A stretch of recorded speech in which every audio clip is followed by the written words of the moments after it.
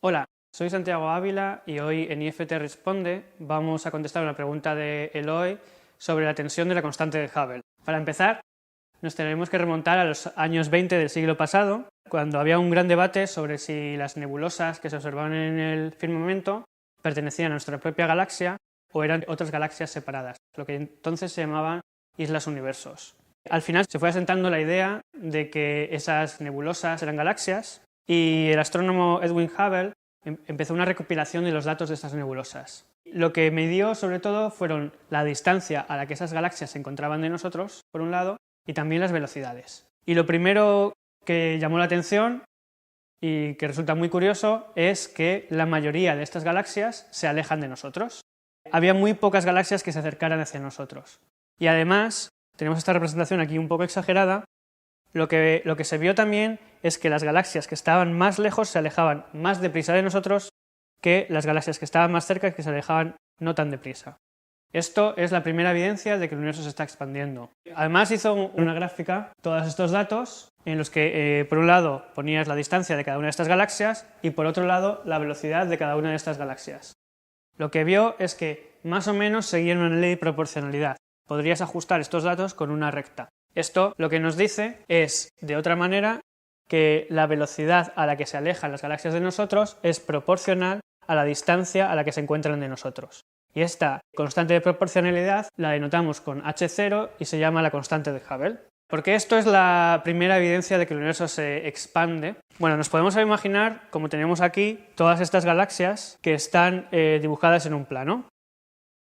Ahora también nos podemos imaginar que este plano lo empezamos a estirar a una velocidad constante. Lo que pasará es que todas las galaxias se alejarán unas de otras. Además, si esto, por ejemplo, lo hacéis en casa y dibujáis en una cinta elástica unos puntitos y los empezáis a estirar, veréis que los puntos que están más cerca se alejarán unos de otros, pero los que están más lejos se alejarán aún más deprisa. Esto es la idea de que el universo se expande. Por eso podemos deducir de todo esto que el universo se está expandiendo.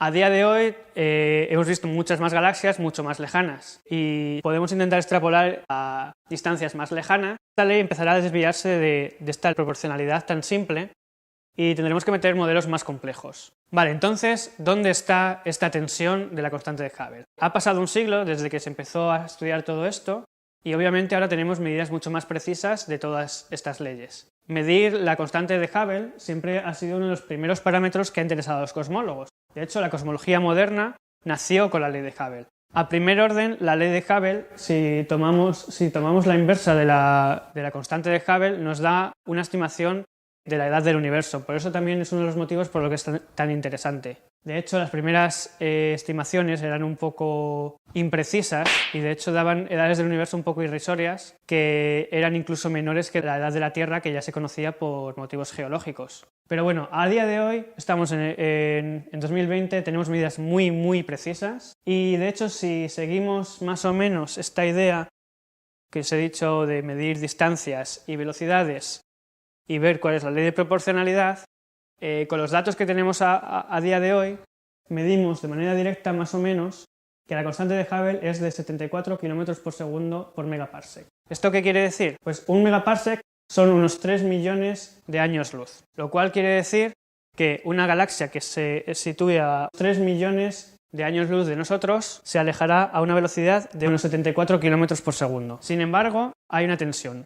A día de hoy sabemos con mucha precisión de qué está hecho el universo, cómo evoluciona, y tenemos datos que nos dan medidas muy precisas de los parámetros cosmológicos, principalmente del satélite Planck, que midió el fondo de radiación de microondas, y otros datos cosmológicos como supernovas o las oscilaciones acústicas de bariones. Si combinamos todos este tipo de datos, nos dice que el modelo cosmológico predice una expansión del universo a día de hoy de unos 67 km por segundo por megaparsec.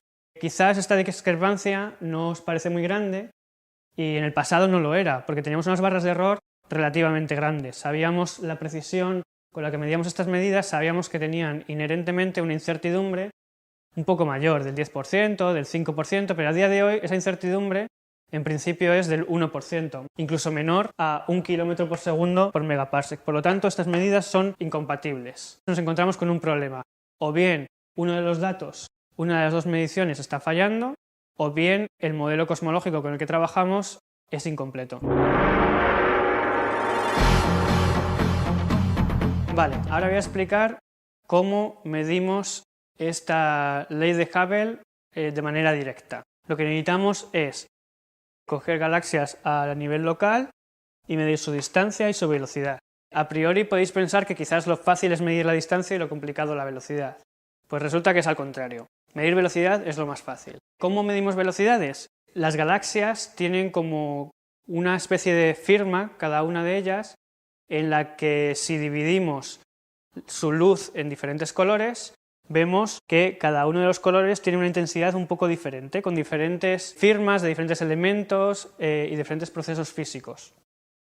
Vale, esto es como se vería un tipo de galaxia cercana. Si observamos la misma galaxia que está mucho más lejos y que se aleja muy deprisa de nosotros, lo que veremos es el efecto Doppler. El efecto Doppler es ese efecto que también se produce cuando una ambulancia se acerca a nosotros y escuchamos su sonido muy agudo, el sonido de la sirena. Sin embargo, cuando esa ambulancia nos pasa y de repente se aleja de nosotros, vemos cómo ese sonido pasa de un sonido muy agudo a un sonido muy grave. Esto es lo que pasa con la luz también, y veremos que la luz que antes era más azul, ahora se mueve a longitudes de onda más rojas. Esto es lo que veríamos y es lo que llamamos desplazamiento al rojo. Por eso podemos medir con mucha precisión la velocidad a la que las galaxias se alejan de nosotros. Esto es lo fácil, esto es el desplazamiento al rojo, z. Por otro lado, medir distancias en cosmología es muy difícil. ¿Por qué? Porque si tenemos un objeto enfrente de nosotros, es muy difícil saber exactamente si está aquí o está un poco más allá o está un poco más allá. No hay una manera fácil de saberlo. A nivel cercano se pueden utilizar diferentes técnicas como el paralaje, pero cuando queremos irnos a distancias cosmológicas esto no es suficiente. Podemos utilizar diferentes trucos que nos llevan cada vez un poco más lejos, y esto es lo que se llama la escalera cósmica. Cuando queremos ir a distancias mayores aún, tenemos que utilizar ciertas fuentes que nos valen para medir distancias a nivel cosmológico muy grande. Tenemos diferentes técnicas, una de ellas es la candela estándar, otra de ellas es la regla estándar y otra de ellas es la sirena estándar, aunque no hablaremos mucho de esta última. La candela estándar consiste en que si sabemos cuánta luz emite un objeto, podemos medir cuánta luz recibimos nosotros y podemos deducir a qué distancia está. Por ejemplo, si tenemos una bombilla que sabemos que son 40 vatios y la tenemos muy cerca, sabemos que brillará mucho, porque la tenemos muy cerca de nosotros. Y cuanto se aleje un poco, esa luz brillará un poco menos, cuando se aleje un poco más, brillará un poco menos. Si sabemos que son exactamente 40 vatios, podemos poner un detector, una cámara, que mida cuánta luz nos llega, y sabiendo que la luz que nos llega será inversamente proporcional a la distancia que nos separa de esa bombilla al cuadrado, podemos deducir muy fácilmente la distancia a la que está. Bueno, obviamente en el universo no tenemos bombillas de 40 vatios, pero tenemos otro tipo de objetos que tienen muchos más vatios, porque si no, no los veríamos, y además son estándar, pues sabemos cuántos vatios tiene. O podemos saber cuántos vatios debería tener, ¿vale? Esto lo utilizamos con las supernovas de tipo 1A, un tipo de explosión de unas estrellas que siempre explota con la misma energía. Por eso sabemos cuánta luz va a emitir y lo podemos utilizar para deducir distancias. Otro tipo de técnica que utilizamos en cosmología es la regla estándar. La regla estándar consiste en que si sabemos cuánto mide un objeto, por ejemplo, digamos que esto mide 5 centímetros, si lo observamos muy de cerca, ocupará un espacio angular en nuestro campo de visión, que será bastante grande, pero según se va alejando, este objeto ocupará menos y menos en el campo de visión y podemos deducir por simple geometría, si sabemos que son 5 centímetros exactamente, sabiendo qué ángulo de visión ocupa nuestro campo, la distancia a la que está de nosotros. Esta es la técnica de la regla estándar. Y diréis, bueno, pero a nivel cosmológico, ¿qué objeto es tan grande como para que lo podamos observar a millones de años luz o miles de millones de años luz? Vale, no es un objeto como tal, sino que son unas ondas. Estas son las oscilaciones acústicas de bariones. Unas ondas que se han grabado en la distribución de materia del universo. Estas ondas se generan durante el Big Bang y utilizando métodos estadísticos podemos deducir el tamaño de estas ondas. Estas ondas han quedado grabadas, congeladas en la distribución de materia y podemos medirlas con una precisión también del 1%. Por último tenemos lo que se conoce como sirena estándar, que de momento se ha utilizado muy poco, pero ya se ha utilizado, y que consiste en utilizar ondas gravitacionales de un modo más o menos similar a como utilizábamos las supernovas, pero la técnica es un poco diferente y la física es un poco diferente. Ahora vamos a hablar de la otra medida, la medida más indirecta y que viene dada por el modelo cosmológico. Si queremos utilizar los datos del fondo de radiación de microondas, por ejemplo los datos del satélite Planck, tenemos que ir explorando muchas épocas del universo. Aquí represento una curva en la que R es el tamaño del universo, siendo 1 hoy y 0 en el Big Bang. Podemos medir el ritmo de expansión a lo largo de esta historia del universo. A día de hoy os he dicho que el modelo de Planck prefiere unos 67 km por segundo por megaparsec. Y en el pasado el Big Bang no sale aquí porque se nos va de la gráfica, pero la mayoría de la física que nos da lugar al fondo de radiación de microondas ocurre muy cercano al Big Bang. Entonces lo que necesitamos es un modelo cosmológico que sea capaz de extrapolar la física que ocurre en estas épocas a lo que ocurre a día de hoy. Y ese modelo lo tenemos y se llama el modelo estándar de cosmología o Lambda-CDM. Pero vamos a empezar por lo básico. Habíamos hablado de que la ley de Hubble es una ley de proporcionalidad entre la distancia y la velocidad. Pues bien, si nos empezamos a ir tan lejos, ya esta ley ya no nos vale, se vuelve algo más complejo. Por un lado, este parámetro h va a adquirir una dependencia con la propia evolución del universo y la manera en que concebimos las distancias en sí misma también va a depender de la propia expansión del universo, porque según medimos esa distancia, el universo a la vez se está expandiendo y esa distancia queda redefinida continuamente. Pues bien, la manera más sencilla de entender el universo es con las ecuaciones de Einstein y metiéndole lo que sería un universo más o menos homogéneo. Si hacemos esto, salen las ecuaciones de Friedman.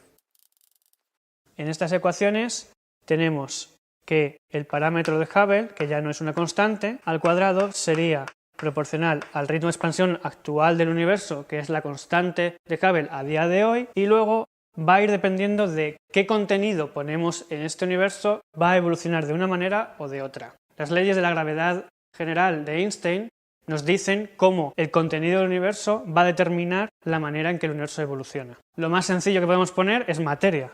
Si ponemos una densidad de materia, las leyes de Friedman nos dicen que va a evolucionar de esta manera. No voy a entrar en los detalles, pero bueno, aquí podemos poner cosas más exóticas como una constante cosmológica que nos haga de energía oscura. Podemos añadir una curvatura al universo.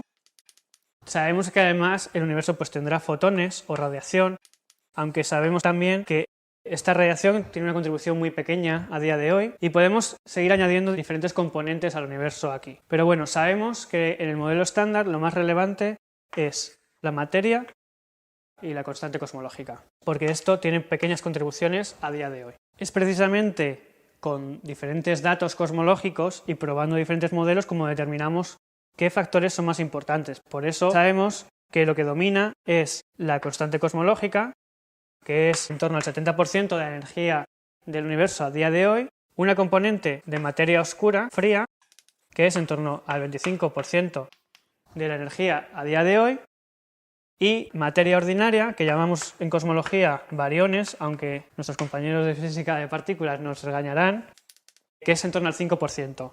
Esto de aquí sería el 30% del universo.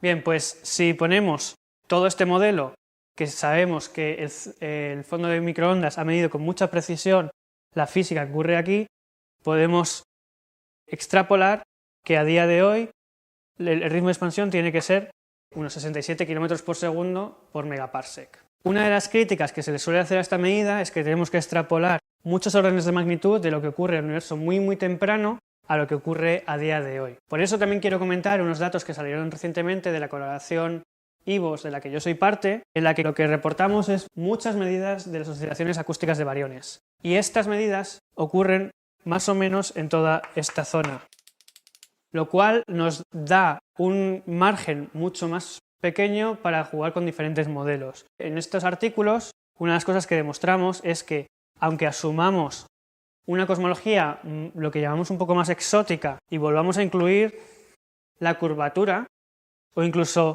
permitamos que la energía oscura sea algo mucho más exótico que no sea una constante cosmológica, a pesar de todo eso, seguimos obteniendo exactamente la misma medida, con más o menos la misma precisión. Porque todas estas medidas que hemos incluido en esta época nos da una medida muy precisa de lo que ha ocurrido recientemente en el universo. Además, con estos datos de IVOS, podemos demostrar, independientemente de los datos de Planck, que también podemos recuperar la misma medida. ¿Cómo lo hacemos? En vez de utilizar los datos del fondo de microondas, podemos utilizar otros datos que también ocurren al universo primigenio, en el que podemos medir con mucha precisión la cantidad de bariones. Esto se mide midiendo las abundancias de elementos primordiales como el litio. Esto es lo que se llama Big Bang nucleosíntesis. Y con estas medidas y medidas de las oscilaciones acústicas recuperamos exactamente la misma medida. Entonces, a día de hoy acabamos con dos medidas. Una que nos dice que el universo se expande a este ritmo y otra que nos dice que se expande al ritmo de 74 km por segundo por megaparsec. Las supernovas combinadas con calibraciones a nivel local son las que nos dan este tipo de medidas. Entonces, sabemos que las supernovas de tipo 1 emiten siempre la misma luz. Sin embargo, necesitamos calibrarlo para saber cuánto es esa luz. Eso es lo que no es tan fácil. Para ello, hay diferentes técnicas de calibraje y una de ellas consiste en utilizar la escala cósmica. Si tenemos aquí nuestra Tierra, podemos observar las estrellas cercanas a nosotros y con trucos de paralaje podemos determinar la distancia a estas estrellas. Además, hay un tipo de estrellas al que podemos llegar que son estrellas pulsantes o cefeidas y cumplen una serie de patrones con la que también podemos estimar la distancia de esas estrellas. Estas cefeidas las podemos ver suficientemente lejos como para que hayamos observado alguna cefeida cercana a alguna supernova. Y de ese modo hemos llegado a calibrar la distancia a esa supernova y podemos ya saber cuánta luz emite esa supernova. Hay diferentes métodos. También podemos utilizar las estrellas más luminosas de la galaxia para hacer este calibraje intermedio. Otro truco alternativo es empezar precisamente al revés, en vez de desde lo cercano, desde lo lejano, ir desde el Big Bang hacia las supernovas. Pero para eso tenemos que utilizar otro mediador y en ese caso el mediador serían precisamente las oscilaciones acústicas de bariones, que las podemos observar en el fondo de microondas en un universo muy primigenio, en cartografiados de galaxias que nos dicen a nivel más local el tamaño de estas oscilaciones acústicas, estas ondas. Entonces, si utilizamos el calibraje estándar tanto con las cefeidas como con las estrellas más brillantes, las supernovas nos dan un valor de unos 74 km por segundo por megaparsec. Sin embargo, si hacemos el calibraje inverso, calibramos desde el Big Bang hacia nosotros, de nuevo recuperamos el otro valor, unos 67 km por segundo por megaparsec. Por lo tanto, no es un problema de las supernovas como tal, sino de cómo calibramos cuánta luz emiten estas supernovas. Ahora mismo hay un fuerte debate sobre si alguno de los métodos está mal calibrado o hay algo que se nos escapa en toda esta física que aún no hemos probado, no se nos ha ocurrido y que es capaz de resolver esta discrepancia aparente en los datos. Por un lado tenemos los datos del fondo de microondas que por un lado nos dicen que si el modelo correcto es lambda CDM, nos da una medida de en torno a 67 para H0. Si además ponemos modelos mucho más exóticos, pero añadimos los datos de las oscilaciones acústicas de bariones, recuperamos también ese valor.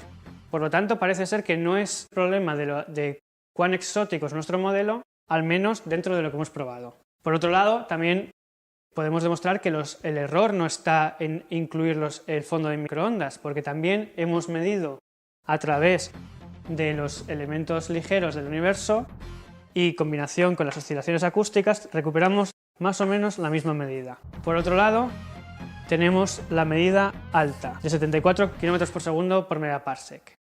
Esta medida está, por un lado, apoyada por medidas sobre todo de supernovas, tanto si se calibran las supernovas con las cefeidas o estrellas pulsantes, como si se calibran con las estrellas más brillantes de la galaxia. Y por otro lado, hay también medidas de lo que se llaman lentes gravitacionales que aportan esta idea. Por lo tanto, la incógnita sigue ahí, necesitamos más datos y más gente trabajando en análisis de datos y en la teoría, por ver si descubrimos un universo aún más exótico.